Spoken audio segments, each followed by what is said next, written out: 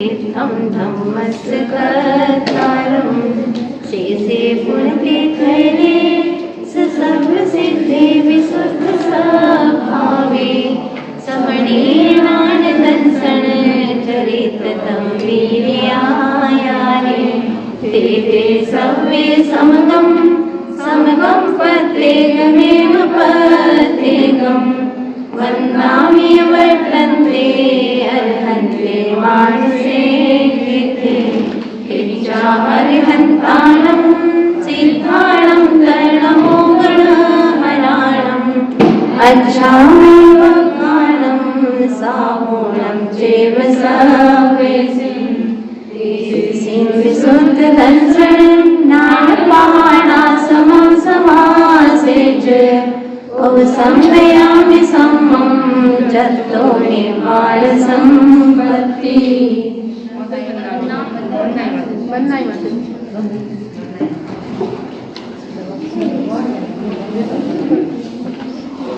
पुण्यकिंद स्वामी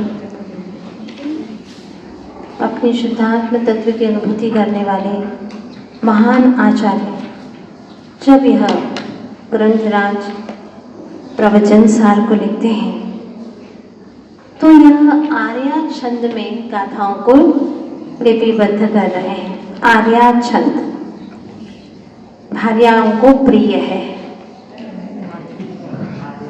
आर्या छंद भार्याओं को प्रिय है।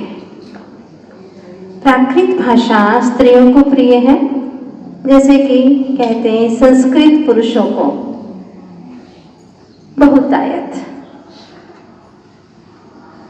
प्रवचन सार यह भी एक पाहुड़ के रूप में है, जैसा कि 84 पाहुड़ ग्रंथ लिखे कुंद स्वामी ने, उसमें से प्रवचन सार पाहुड़ भी एक पाहुड़ है। पाहुड़ यानी प्राभृत, उपहार।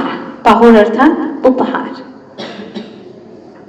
जन्म वर्ण को सुधारने के लिए भगवान की दिव्य ध्वनि को सुनकर के उन्होंने हम जीवों तक पहुंचाने के लिए यह बहुत बड़ा कार्य किया।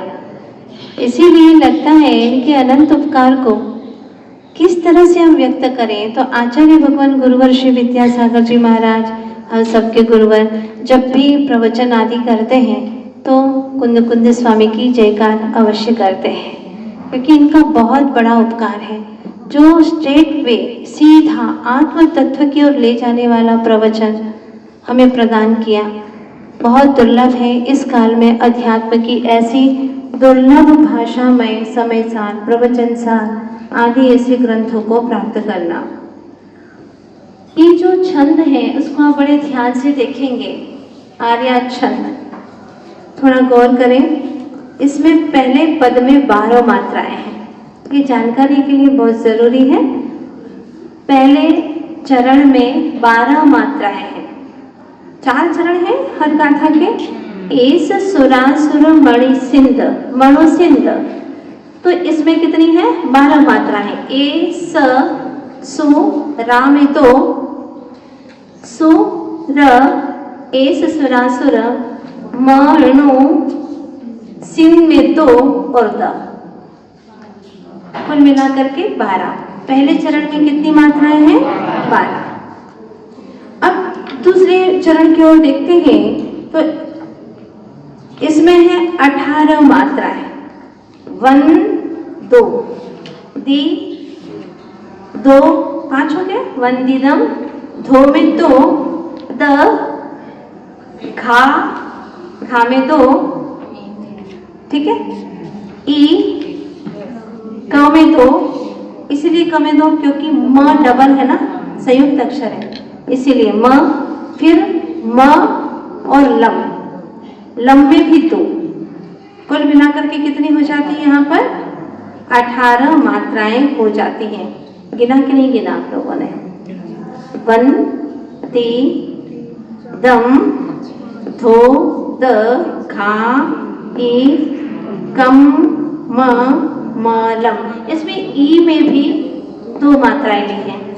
हाँ, दीर्घ है कहीं पर, इससे अपेक्षा से यहाँ पर कर दिया है, लेकिन है वह दीर्घ।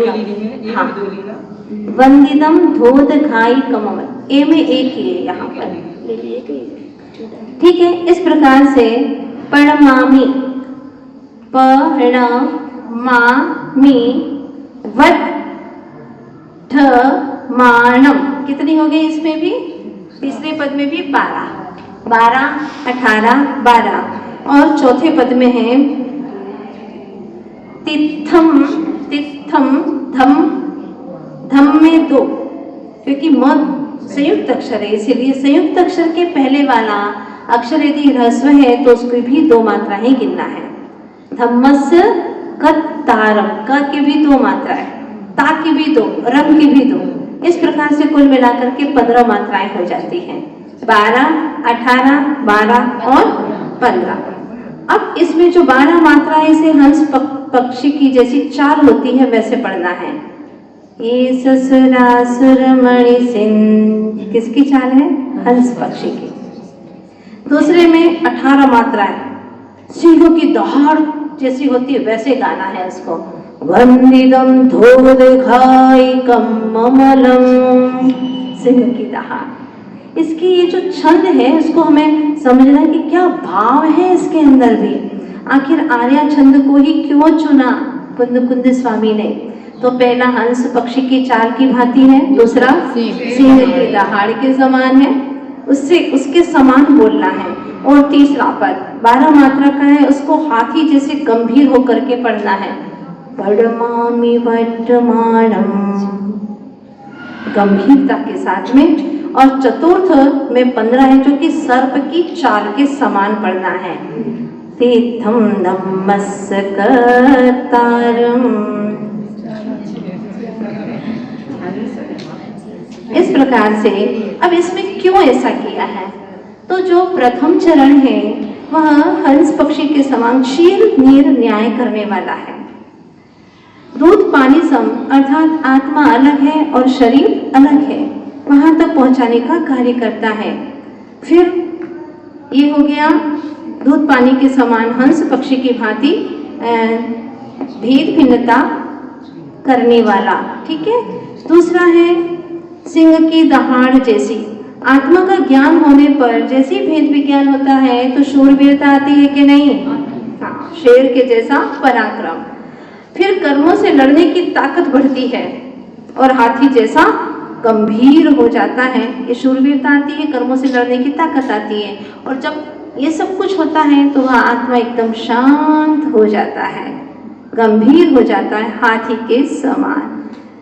गजगामिनी चाल जैसी होती है ना, वैसे ही गंभीर हो जाते हैं। गंभीर वीतराग मुख मुद्रा हो जाती है, और जब ऐसी स्थिति आती है तो 15 मात्रा अंत में। सांप बाहर चलता है तो टेढ़ा मेढ़ा, और जब पेट में प्रवेश करता है तो सीधा। उसी प्रकार आत्मा में सीधा प्रवेश करने के लिए 15 मात्राएं हैं। 15वीं सीढ़ी, 14 गुण स्थान और 15वीं सिद्धालय। इस प्रकार से आर्या छंद को भी इसीलिए शायद चुना हो, हम अपने अल्प बुद्धि से यही समझ सकते हैं। आचार्य भगवान कहते हैं कि यहाँ पर शब्दों का उच्चारण करना क्षोभशम से अलग बात है और भावों की विशुद्धि अलग चीज है। कर्मों का क्षोभशम बढ़ाना घटाना सीधा हमारे विषय में नहीं है। हमारा विषय तो है भावों को पवित्र करना, पुरुषार्थ करना, कि हम अपने उपयोग को व्यर्थ में भटकने न दें, अशुभ से खींच करके शुभ में लाएं। और फिर ये प्रयास करें, निरंतर सत्संग करें, तत्व चिंतन करें। लोग पूछते हैं कि क्या ऐसा करें कि जैसे हमारे पवित्र भाव बने, भावों से हम अच्छे से पुरुषार्थ कर सके। क्या कर सकते हैं? हाथ में आप माला ले सकते हैं, शास्त्र खोल सकते हैं, पाठ कर सकते हैं, ये सब पुरुषार्थ तो कर सकते हैं, लेकिन उपयोग को अपने आप में कैसे रमाएं, इसके लिए तत्व रुचि होना बहुत आवश्यक है। तत्व रुचि नहीं होगी तो चाहे घंटों भी हम स्वाध्याय करें, उपयोग में स्थिरता नहीं बनेगी। तत्व रुचि होना, तत्व चिंतन करना, सत्संग करना, निरंतर ऐसे माहौल में रहे जहाँ पर हमें तत्व चिंतन की बात मिले। आचार्य भगवान कहते हैं अगर 6 माह तक लगातार तुम आत्म तत्व के चिंतन में उसी की प्रतीति के लिए पुरुषार्थ करोगे, तत्व रुचि पूर्वक, आत्म रुचि पूर्वक, तो तो हम वादा करते हैं कि तुम्हें सम्यक दर्शन की प्राप्ति अवश्य होगी। ऐसी लगन लगी है क्या? नहीं। जैसे बाहर की धुन लगी कि इतना पढ़ना ही है, इतनी माला फेरना ही है, इतना पैसा कमाना ही है गृहस्थ जीवन में, हाँ इतना घर मुझे 6 महीने में बनाना ही है कैसे भी करके, ये सारी चीजों की धुन है, लेकिन आत्मरुचि के विषय में कोई धुन नहीं है। जबकि सारा काम कहाँ से होना है? अंदर से ही होना है। बहुत अच्छा सूत्र आचार्य भगवान देते हैं, तेरा काम तुझसे ही होगा। तो हमें सूत्र बनाना है कि मेरा काम मुझसे ही होगा। कल आचार्य भगवान ने कहा था कि जो शुद्ध परिणाम से युक्त है वह निर्वाण सुख को प्राप्त करते हैं, और जो शुभ उपयोग से युक्त हैं वह स्वर्ग सुख को प्राप्त करते हैं। अब शिष्य घबराता है कि आपने शुद्ध और शुभ की बात तो कह दी भगवान, लेकिन जो अशुभ उपयोग से युक्त है उसकी क्या दशा होगी? तो कहते हैं असुहोदैण आदा पुनरोतिरियो भवीयनेरयो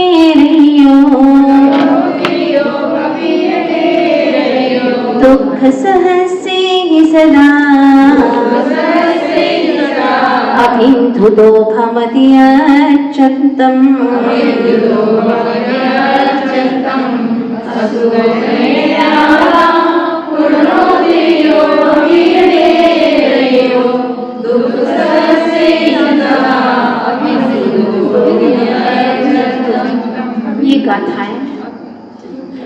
ये गाथाएं हमको सावधान करते हैं। सावधान, जैसे खतरा लिखा रहता है ना, इसी तरह से अशुभ उपयोग से युक्त रहोगे तो कहाँ जाना पड़ेगा? कुनरो। नर तो बन जाओगे लेकिन कुनर बनोगे, अर्थात लवण समुद्र के दोनों तट पर और कालो नदी समुद्र के दोनों तट पर 48 अंतरद्वीप हैं। उसमें जो कुनर हैं, कुनर का मतलब मनुष्य तो है लेकिन एक पैर वाले, पूंछ वाले, बड़े बड़े कान वाले और गूंगे आदि ऐसे ऐसे जीव हैं। क्यों? जैसा किया था वैसा ही फल मिलेगा। कुछ ऐसे कार्य किए थे, क्या किए थे? संक्षिप्त में अशुभ उदय से उपयोग अशुभ था तो इसका फल ये ही मिलेगा। अब अशुभ उपयोग में क्या क्या करते हैं आगे जाकर के ये तत्वाधिकार में 66वीं गाथा में अशुभ उपयोग का वर्णन किया गया है। अशुभ उपयोग का लक्षण बताते हुए आचार्य भगवान कहते हैं, विषय कसाओ गाढ़ो दुस्सति दुच्चित्त दुट्ठ गोठी जुदो उग्गो उमक परो उगो जस्सो असुहो। ऐसी 66वीं गाथा में आगे आने वाला है कि जो विषय कषाय से युक्त है उसी में रचे पचे, विषय कषाय में ही रचे पचे हैं, फुर्सत ही नहीं है बाहर निकलने की, पंचेंद्र के विषयों में ही झंपा बात ले रहे हैं। अपने आत्मा की रुचि की बात तो बहुत दूर है, सच्चे देव शास्त्र गुरु की शरण में भी नहीं आते, मंद कषाय भी नहीं है। ऐसे भी जीव हैं कि जो निरंतर विषय कषाय में ही लिप्त हैं। विषय कसाओ गाढ़ो दुश्रुति, दुश्रुति सुनते भी हैं तो ऐसी ही खोटी कथाएं सुनते हैं, निंदा सुनने में ही अच्छा लगता है, इधर की उधर करने में ही अच्छा लगता है। अब सोचो, जिसका उपयोग दिन भर इसी में रचा बचा है उसके परिणामों में शुभ दशा कैसे आएगी? ये पुरुषार्थ तो हमें करना है कि वहां से हमें हटना है। जहां पर अशुभ दशा है, जहां पर हमारे परिणामों में संकलेश होता है, वहां से हमें हटने का पुरुषार्थ तो करना ही है। इतना तो कर ही सकते हैं ना। जैसे कि बच्चा है, आग है जहां पर, वहां से बचने की कोशिश करता है, पहली बार जल जाता है बच्चा, बहुत अच्छा लगता है, आग का रंग जलता हुआ अच्छा मालूम पड़ता है। जब उसको पहली बार छूता है, हाथ जल जाते हैं, दोबारा माँ कहती है और छू ले छू ले।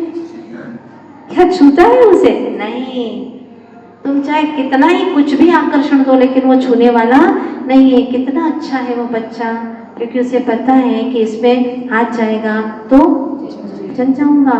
लेकिन इस जीव को आज तक ये पता नहीं चला है कि विषय कषाय, पंचेंद्रिय के विषय कषाय, खोटे परिणामों में आज तक मैंने दुख ही पाया है। भयंकर आग है। अरे आग से तो सिर्फ बाहर का शरीर ही जलेगा, अंतर का आत्मा जले ना जले कोई जरूरी नहीं है इसमें। जैसे कि 5 पांडव लोहे के आभूषण पहना दिए, शरीर जल रहा है, लेकिन आत्मा तो कभी जलता ही नहीं है।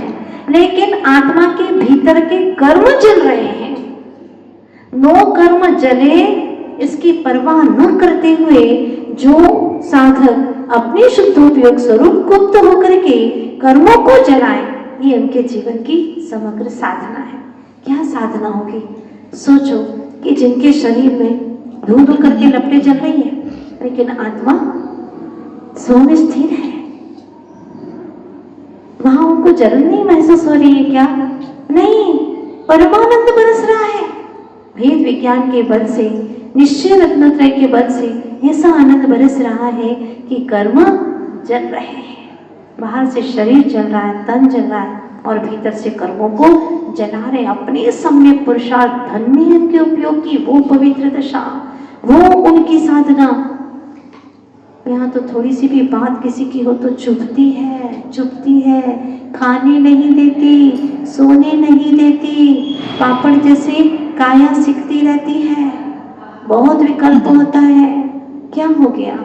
शरीर में कोई पेन नहीं है, लेकिन किसी की बात का पेन है, वो ऐसा चुभ रहा है।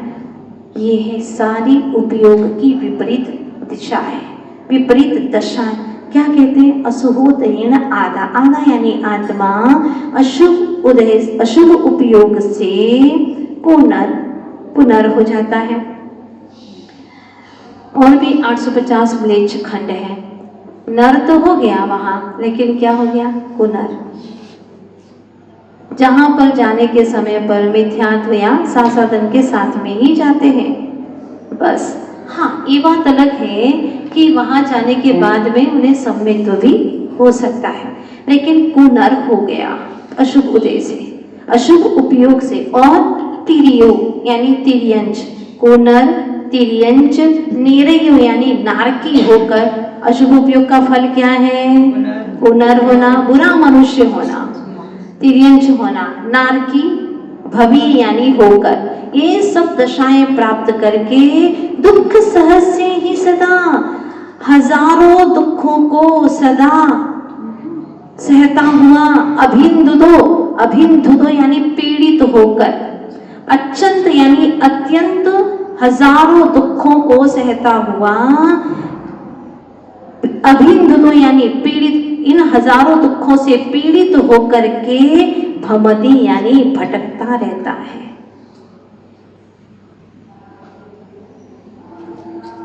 रहता तो बहुत बड़े घर में है, लेकिन अनंत संसार में भटकने के साधन जुटा रहा है। और एक वे योगी है जो जंगल में रहते हैं पेड़ के नीचे, और अनंत संसार की बेल को काट रहे हैं। वाह! कोई बाहर में साधन नहीं है उनके पास में, कोई अनुकूलता नहीं है, लेकिन भावों की ऐसी अनुकूलता बना ली कि अपने स्व में स्थिर हो गए और संसार की लता को उन्होंने काट दिया। सब कुछ अपने अपने भावों के ऊपर डिपेंड करता है। हम छोटा छोटा पुरुषार्थ तो कर ही सकते हैं, जितना हो सके उतना बुराइयों से बचने का प्रयास कर सकते हैं। चाणक्य का नाम सुना होगा आपने। वो कैसा छोटा सा पुरुषार्थ करते थे, देखिएगा। 2 दीपक रखते थे अपने पास, 2 दीपक। पर्सनल अपना काम है तो अपना दीपक जलाते थे, और अगर राजकीय कार्य होता तो राजकीय दीप से काम करते थे। राजकीय दीपक जल रहा है तो अपना काम नहीं करते थे। क्या सोचते, देखिएगा।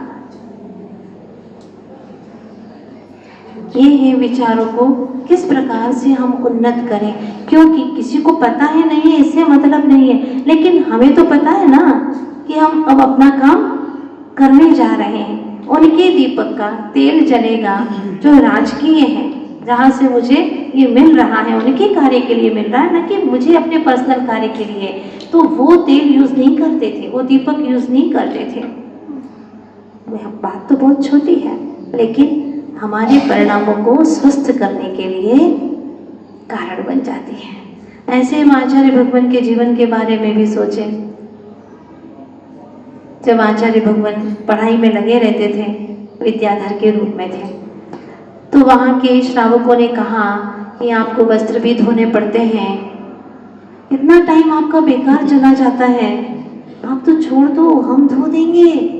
तो उन्होंने कहा, ब्रह्मचारी जी ने कहा, गुरु ने कहा है अपना काम अपने हाथ से करना है, इसीलिए गुरु की आज्ञा के अनुसार मैं अपने हाथ से ये कार्य करूँगा। तब वो श्रेष्ठ कहते हैं, अरे गुरु को कहाँ पता चलेगा? तो क्या जवाब दिया, गुरु को पता चले ना चले, लेकिन मुझे तो पता चलेगा ना। क्या बात है! जो अपनी आत्म साक्षी में गुरु की आज्ञा का इस तरह से पालन करते हैं, वो किसी भी प्रकार से मोक्ष मार्ग से च्युत हो नहीं सकते। हम अपने आप को धोखा देते हैं, औरों को धोखा देते हैं, असत्य बोल जाते हैं, असत्य आचरण करते हैं, सारे दुखों का मूल ही यही है। तो क्या बात कही है, छोटी छोटी बुराइयों को हम मिटाने का प्रयास करें, इससे हमारे उपयोग की शुद्धि होती है। विषय कषायों से हम बच जाते हैं, और जितनी जितनी इनसे हमारा बचाव होगा, उतना उतना ही स्व में स्थिर होने का प्रयास होगा। अब हम जब आगम को देखते हैं, श्रीपाल पुराण आप सभी ने पढ़ा है। क्या हुआ था? जैसा जीव कर्म करता है, भाव करता है, वैसे ही उसके कर्म बनते हैं और समय पर वैसे ही फल हमें देते हैं। सारे श्रीपाल पुराण को पढ़ने के बाद में अंत में जब पूछा गया कि श्रीपाल जी को ये सारे दुखों को क्यों भोगना पड़ा, तो वर्णन करते हैं कि एक गौर वर्ण के साधु मुनिराज विराजमान थे, उनके शरीर पर धूल लगी हुई थी, गौर वर्ण के थे।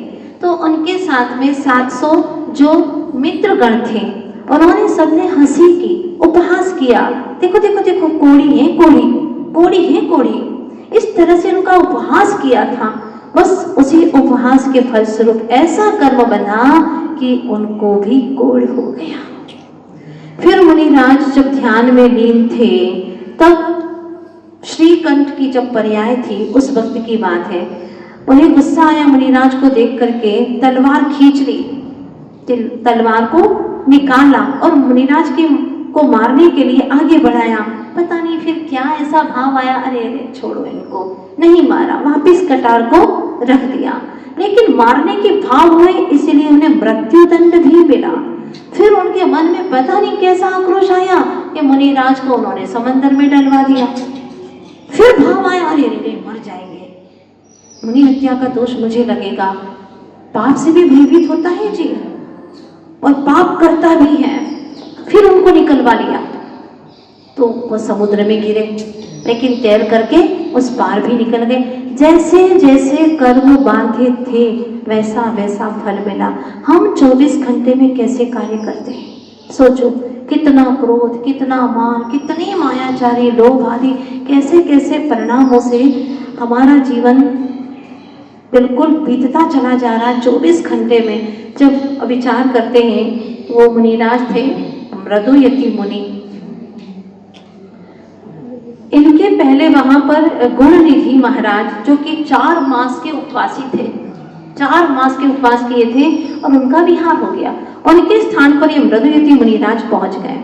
जब ये पहुंच गए तो लोगों को तो पता नहीं था, लोगों ने कहा, अरे ये चातुर्मास 4 माह के उपवासी मुनिराज, धन्य हो धन्य हो। इस तरह से मुनिराज के बहुत जयकारे लगाए और उनकी पूजन अर्चना आराधना खूब प्रशंसा की। तो मुनिराज मौन रहे, बोल सकते थे ना कि मैं वो नहीं हूँ जिनके बारे में आप बोल रहे हैं, उनका तो विहार हो चुका है, लेकिन उन्होंने कुछ नहीं बोला। इतनी सी मायाचारी करने से कहते हैं कि वह मुनित्व के प्रभाव से पहले तो 6वें स्वर्ग में चले गए, लेकिन इसके बाद में त्रिलोक मंडन हाथी के रूप में तिर्यंच पर्याय में आना पड़ा।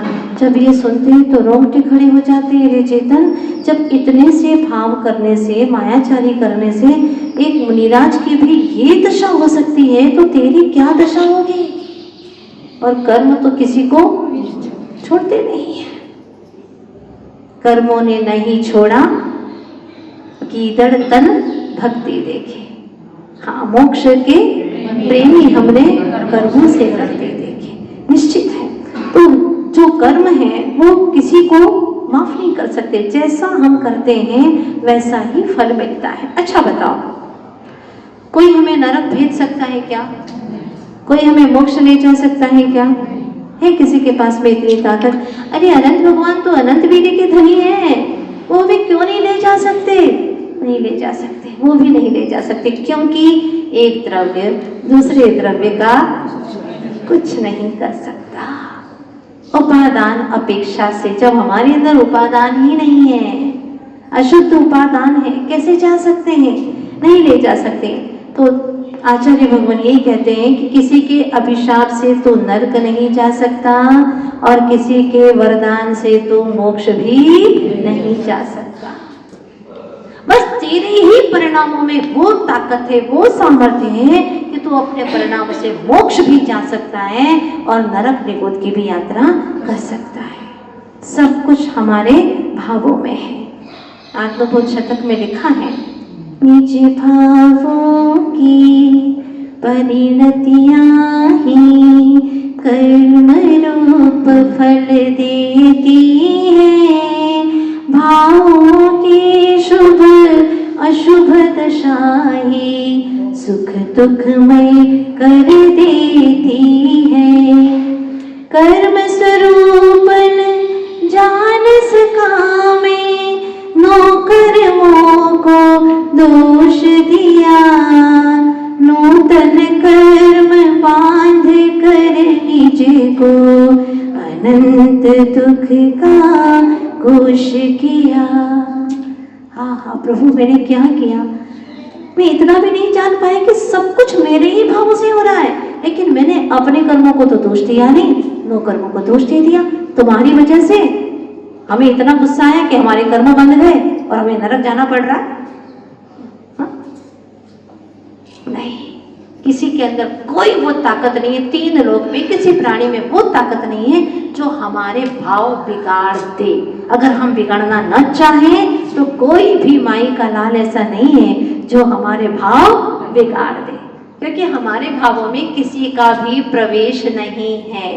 किसी भी पर पदार्थ का प्रवेश मुझ में न था, न है और न ही हो सकता है। त्रैकालिक सत्य है, मैं ही अपने भावों का मालिक हूं।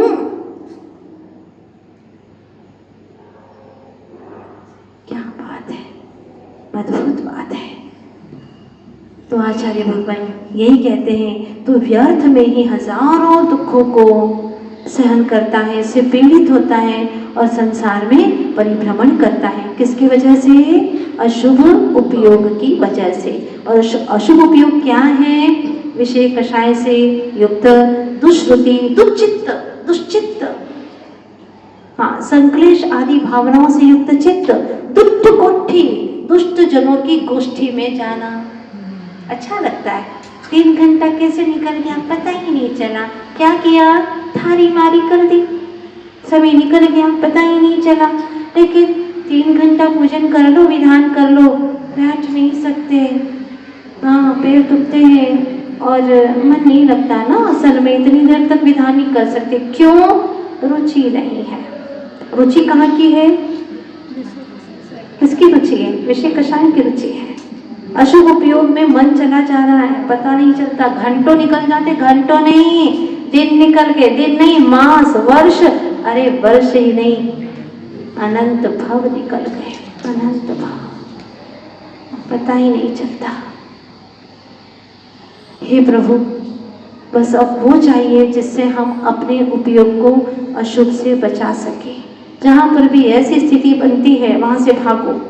जैसे पता चला कि यहाँ पर कोरोना चल रहा है, आप बड़े बड़े शहरों में देखो, मेट्रो वगैरह में यही हो रहा है, यहाँ पर कोरोना चल रहा है, ये व्यक्ति कोरोना वाला है, कैसे भागते हैं उसको देख करके? ऐसे भाग रहे हैं, अरे कहीं हमें ना चिपक जाए, इतनी चिंता है उसकी। अब तो कहते हैं हवाओं में आ गया है, भागो यहाँ से, बहुत दूर चलो, मास्क लगा दो। अरे वाह, कितनी सुरक्षा, सैनिटाइज कर लो उसको, अपने हाथों को, कहीं गड़बड़ ना हो जाए, इतनी सुरक्षा।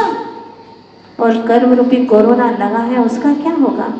और तू खुद लगा रहा है, पूरी तरह से अपनी आत्मा को अनसेफ करके रखा है, कोई सेफ्टी नहीं है। सारे द्वार खोल दिए हैं धड़ल्ले से, मन से, वचन से और काय से। काय वांग मना कर्म योग स आश्रव, और आश्रव हो रहा है, कर्मों का आगमन हो रहा है। तुम्हारी वजह से हमारे कर्म ऐसे बंध गए।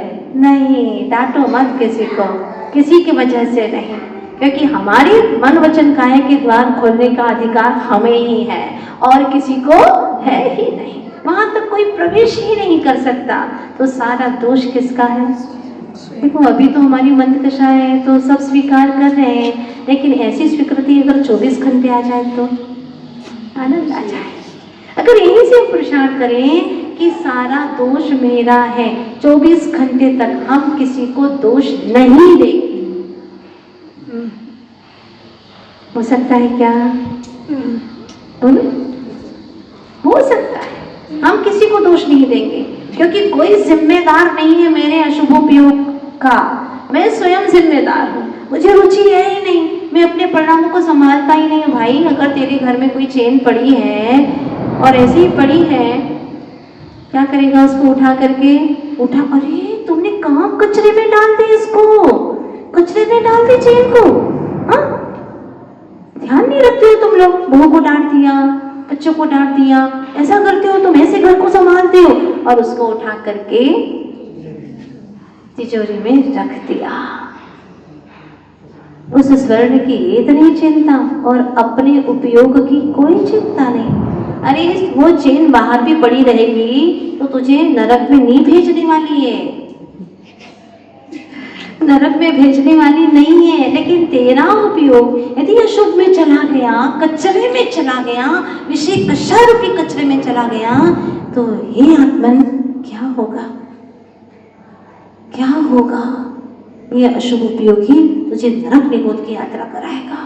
इसलिए प्रभु, मुझे वो शक्ति दो, हे गुरुवर, मुझे वो शक्ति दो कि मैं निरंतर स्वसम्मुख दृष्टि रख सकूं। बस चलो, पढ़ते समय पौन घंटा, 1 घंटा, इतनी देर भी बने, और इसके बाद में अगर 24 घंटे में एक बार भी याद आ गया कि यहाँ निंदा हो रही है, नहीं जाना, चलो ठीक है अपन यहीं बैठते हैं, नहीं इस गोष्ठी में नहीं जाना, क्योंकि अशुभ उपयोग का कारण है यहाँ, दुष्ट गोष्ठी, नहीं जाना मुझे, बच गए। अपन ने पुरुषार्थ किया ना, और कहाँ चले गए? चलो स्वाध्याय हो रहा है, आत्मा की चर्चा मिलेगी, कुछ तो भावों में निर्मलता आएगी, वहां चलते। पुरुषार्थ किया, यही पुरुषार्थ तुम्हारा आत्मरुचि प्रकट करने का सबसे बड़ा साधन है। तो आज इतनी सी ही गाथा।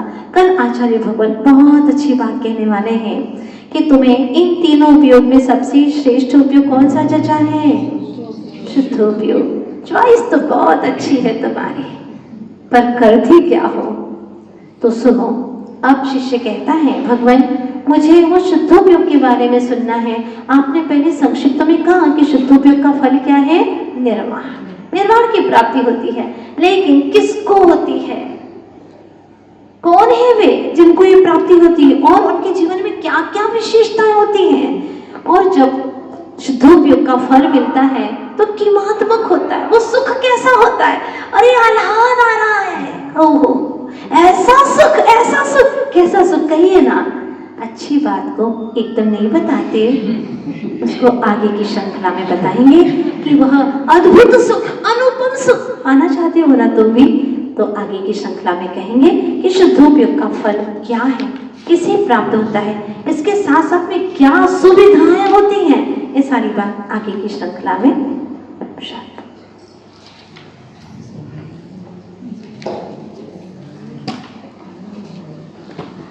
आगे विद्यावाणी में आचार्य भगवान गुरुवर श्री विद्यासागर जी महाराज अपने जीवन की अनुभूतियों को किस तरह से पिरोते हैं, देखिएगा।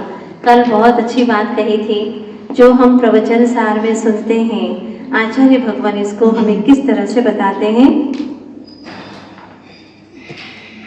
मिथ्या दर्शन, मिथ्या ज्ञान और मिथ्याचारित्र संसार का कारण है। ज्ञान बाहर से नहीं आया और ना बाहर चला गया है। क्या बात कहते हैं? कुछ लोग कहते हैं चलो ज्ञान पढ़ने जाओ। बचपन में पाठशाला चलती थी ना, ज्ञान लेने जाते हैं, कुछ ज्ञान लेके आओ। तो ज्ञान कुछ लेके आ सकते हैं क्या? नहीं। आचार्य जी कहते ज्ञान बाहर से नहीं आया, ज्ञान तो तेरे अंदर ऑलरेडी है ही। कब से है? अनादि से। क्योंकि मैं आत्मा हूँ और मुझ में ज्ञान है, कहीं से अलग से आता नहीं है। बस उस ज्ञान के पट जो मैंने बंद करके रखे हैं अपने ही मिथ्यात्व के अंधेरे में, अपनी ही अज्ञानता से। तो आचार्य गुरुवर्षी विद्यासागर जी जैसे कोई महामुनीश्वर इस काल में मिल जाए तो हमारे पट को खोलने का उपाय बताते हैं कि बेटा तूने बंद करके रखे उसको खोल। इस तरीके से खोल सकता है, लेकिन घना अंधेरा है। इसीलिए तो कह रहे हैं संकित मणि का प्रकाश कर। कहाँ से लाऊं?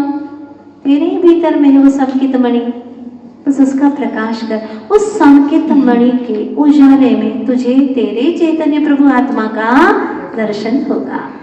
पुद्गल और जीव दो द्रव्य हैं, ये दोनों कुछ निमित्त को प्राप्त होकर विपरीत परिणमन कर देते हैं। बिल्कुल सही है, क्योंकि जीव और पुद्गल ये दो ही द्रव्य ऐसे हैं जिसमें दो प्रकार की शक्तियां होती हैं, क्रियावती शक्ति और भाववती शक्ति। ये दोनों शेष द्रव्यों में भाववती शक्ति तो है लेकिन क्रियावती शक्ति नहीं पाई जाती। जीव और पुद्गल ये ऐसे हैं जो कुछ निमित्त को प्राप्त होकर विपरीत परिणमन, विभाव परिणमन भी कर सकते हैं। स्फटिक मणि के समान जीवात्मा भी स्वभाव को लिए हुए है। जैसे स्फटिक मणि कैसी है? ट्रांसपेरेंट है ना, बिल्कुल वैसे ही जीवात्मा भी शुद्ध स्वभाव को लिए हुए हैं निश्चय में से। पर दूसरे के संसर्ग से एक ऐसी संधि हुई है कि जिस प्रकार स्फटिक मणि सफेद होते हुए भी सामने गुलाब का फूल होने पर वैसी ही दिखाई देती है। पारे के भस्म के साथ खटाई का मिश्रण हो जाए तो भस्म वापस पारा बन जाता है। इसीलिए जिसको भी पारद भस्म खिलाते हैं ना, पहले हिदायत देते हैं कि तुम खटाई नहीं खाओगे। खटाई खा ली तो बहुत बुरी हालत हो जाएगी, क्योंकि पारा वापस बन जाएगा। जो भस्म बन गई थी वापस पारे के रूप में हो जाएगी। इसी प्रकार आत्मा का स्वभाव यद्यपि स्फटिक मणि के समान होने पर भी अनादि से पुद्गल से संबंध जुड़ा होने के कारण अपने स्वभाव में नहीं है। सुनते तो कितना अच्छा लगता है कि मेरा स्वभाव भी ऐसा है, स्फटिक मणि के समान शुद्ध परमानंदमय। लेकिन किसका संसर्ग है? पुद्गल का। चलो पुद्गल का संबंध भी है तो इतना बुरा नहीं है, लेकिन मैं पुद्गल हूँ, मैं शरीर हूँ, मैं मोटा हूँ, ये दर्शन मोह बहुत खतरनाक है। कम से कम ये हमें दृष्टि से हटाना होगा। जब तक हमारी विपरीत परिणति रहेगी तब तक हम दुख का अनुभव करते रहेंगे। विभाव सो संसार, स्वभाव सो मुक्ति। विभाव सो संसार, विभाव का अर्थ क्या है? संसार। स्वभाव का अर्थ है मुक्ति। इतना संक्षिप्त कह दिया। मोक्ष किसे कहते हैं? स्वभाव रूप परिणमन करना ही मुक्ति है। आपकी भाषा में जो संसार दिख रहा है वही संसार जो मिट जावे तो मोक्ष है। कितना आसान है ना, संसार का मिट जाना ही मोक्ष है। लेकिन मिटा नहीं है। कितना समय हो गया? बोलो। अनंत अनंत अनंत। लेकिन ऐसे क्या गड़बड़ घोटाले कर रहे हैं हम कि अनंत संसार को मिटा ही नहीं पा रहे, अपने दुख को दुख नहीं समझ पा रहे। औरों के दुख को क्या समझेंगे, स्वयं के दुख को ही दुख नहीं समझ पा रहे और उसी को सुख समझ रहे। जितना जितना दुख बढ़ता जा रहा है, विकल्प बढ़ते जा रहे हैं, आकुलता बढ़ती जा रही है, उसी को सुख मानते हैं। क्या सोच है? अभी तक सही दुख की परिभाषा भी ज्ञात नहीं है, तो सही सुख की परिभाषा कहाँ ज्ञात है? लेकिन करेंगे, दीनहीन नहीं बनना है। हमारे पास में इतनी सामर्थ्य है कि कुछ भी ना जानते हो, लेकिन फिर भी अंतर्मुहूर्त में सम्यक्त पाने की मुझ में योग्यता है और मैं पा करके रहूंगा और मुझे ये करना ही है। ऐसा हम अपने भीतर में उत्साह जगा सकते हैं क्या? नहीं, बिल्कुल जगाना है, जगा सकते हैं, जगाना है, यही करना है। क्योंकि हमारा काम हमें ही करना है। और कोई कर सकता है क्या? नहीं। अंदर का काम है सम्यक दर्शन, ज्ञान, चरित्र आत्मा का स्वभाव है। सरलता, ऋजुता आत्मा का स्वभाव है। पानी का स्वभाव शीतल है, परंतु उष्णता को धारण कर लेने के बाद पानी पीने पर कंठ व जीभ को जला देता है। पानी गर्म है, लेकिन उसने पढ़ लिया कि पानी का स्वभाव तो शीतल है, उबल रहा है। सामने वाला कह रहा भाई मत पी मत पी। अरे तुम्हें पता ही नहीं, मैं ग्रंथ में पढ़ के आया हूँ पानी का स्वभाव तो शीतल है। स्वभाव शीतल है, लेकिन वर्तमान में तो अग्नि का संयोग हुआ ना, तो गर्म है। पर मैं स्वभाव जानता हूँ, जान ले, ठीक है, पिएगा तो जीभ उसकी जल जाएगी, क्योंकि वर्तमान में वह गर्म है। इसी प्रकार आत्मा के बारे में यही बात है। सम्मिलित भाव पाप को छोड़ने और पुण्य को प्राप्त करने से ही नहीं होगा। स्थान से स्थानांतर, घर से मंदिर आने से ही सम्मिलित भाव नहीं होता। हो जाएगा क्या? घर से मंदिर आ गए तो सम्यक दृष्टि हो गया मैं, नहीं। स्थान परिवर्तन से कुछ नहीं होगा, दृष्टि परिवर्तन से होगा। पुण्य पाप तो पुद्गल के रसायन है, जो आत्मा के राग द्वेष को लेकर के प्रबल करते हैं। इनका प्रदेश भिन्न है, इनसे सम्मिलित का प्रादुर्भाव नहीं है। धर्म आत्मा का एक स्वभाव है। जहाँ यह विश्वास हो जाता है कि सुख बाहर नहीं है, आत्मा को पुण्य पाप से अलग रखते हुए उसमें लगी कालिमा को हटाने पर ही सम्मिलित की प्राप्ति होती है। हमने ये विश्वास कर लिया कि पुण्य को प्राप्त करने और पाप को त्याग करने में धर्म है। पुण्य करो और पाप को हटाओ, ये धर्म है क्या? धर्म के साधन है, धर्म की प्रारंभिक भूमिका है यहाँ, लेकिन उसी को हमने क्या मान लिया है? धर्म मान लिया। तो दान पुण्य कर रहे हैं, बड़े धर्मात्मा हैं। कई लोग इसी चक्कर में आ जाते हैं, वो दान पुण्य किया, बड़े धर्मात्मा हैं, और अपनी शादी कर ली लड़के लड़कियों की, वहां पर कर ली। बाद में पता चला अब दान पुण्य तो करते थे, लेकिन उतने क्रोधी स्वभाव के भी थे, उतने क्रूर भी थे, व्यसन भी हो सकता है। बाहर में दान पुण्य कर लेने मात्र से ही मत समझ लेना इससे सम्मिलित की प्राप्ति हो ही जाए, ऐसा नहीं है। हाँ, अगर वह सम्यक पुरुषार्थ करे तो आगे बढ़ सकता है, ये साधन के रूप में हो सकते हैं, इसलिए इसको नकारा नहीं जा सकता। लेकिन एकांत नहीं है। हमने ये विश्वास कर लिया है कि पुण्य को प्राप्त कर लो और पाप को त्याग कर लो तो धर्मात्मा हो जाएंगे। धर्म राग द्वेष हटाने में है, किसमें है? हाँ, सुख आत्मा में है, न कि बाहरी वस्तुओं में। जो फल मिला है मनुष्य उसकी सुरक्षा कर सकता है। भरत चक्रवर्ती को चक्र रत्न मिला, वह संग्रह वृत्ति के लिए दिग्विजय नहीं करता, बल्कि उसकी किसकी चक्र रत्न की सुरक्षा के लिए करता है। उसी प्रकार से जो पुण्य हमारे जीवन में उदय में आए, अगर उससे रंजायमान न होवे तो वही पुण्य सघन होकर के पुण्य फला अरहंता के रूप में अरहत पद को दिला सकता है। और पुण्य थोड़ा सा उदय में आ गया, उसी में आकर्षित हो गए, अरे वाह हमारी तो क्या कहना, ऐसा वैसा। भैया ये पुण्य का कोई ठिकाना नहीं है, कब एक धमाका दे दे और पुण्य पाप के रूप में परिवर्तित हो जाए, कुछ भरोसा नहीं है। इसलिए निरंतर अपने उपयोग की वृत्ति को संभाल करके रखना है, बस यही हमारे जीवन की समग्र साधना है। आचार्य गुरुवर श्री विद्यासागर जी महाराज की जय।